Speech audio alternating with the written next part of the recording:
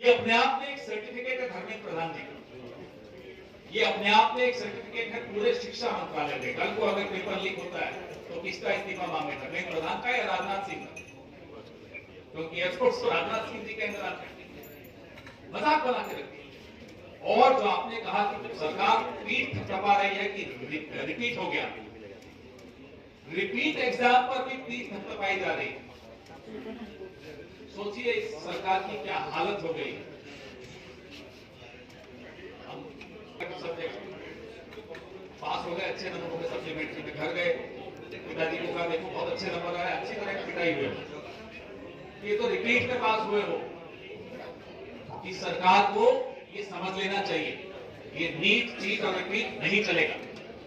एक बार में एग्जाम कराने की अगर आप में नहीं है क्षमता तो बाहर चले जाइए। क्यों बैठे हैं पदों पर अपने?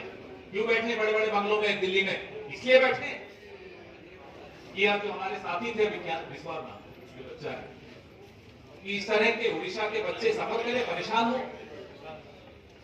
आपको पता होना चाहिए कि बच्चों में आत्महत्या के जो आंकड़े वो किसानों की आत्महत्या से बढ़ चुके हैं। अभी 2025 के अगर आप आंकड़े देखेंगे तो 14-15 हजार बच्चे आत्महत्या कर चुके हैं। बच्चों में डिप्रेशन बढ़ रहा है। जितने डिप्रेशन के केसेस हैं देश में, 75% वो केस हैं जो 24 साल के कम उम्र के बच्चों में। इसका जिम्मेदार कौन है? ये जो नीट चीट और रिपीट करते हैं, जो अपनी पीठ थपथपाते हैं कि साहब देखो हमने रीनीट करके और ठीक हो गया। बाहर पेपर लीक हो 10 साल में और ये अपनी पीठ थपथपाने की हिम्मत कैसे करते हैं?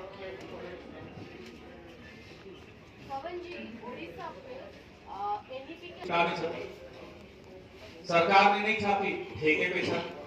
ठेका किसको गया उसमें भी लोग अलग अलग नाम ले रहे थे, मैं नाम नहीं लूंगा क्योंकि 24 केस मुझ पर चल रहे हैं, 25 और हो जाएंगे, लेकिन फिर भी हिम्मत है तो नाम ले भी लेता हूं। बहुत वरिष्ठ नेता है, मध्य प्रदेश से आते हैं, उनके परिवार का नाम आ रहा है।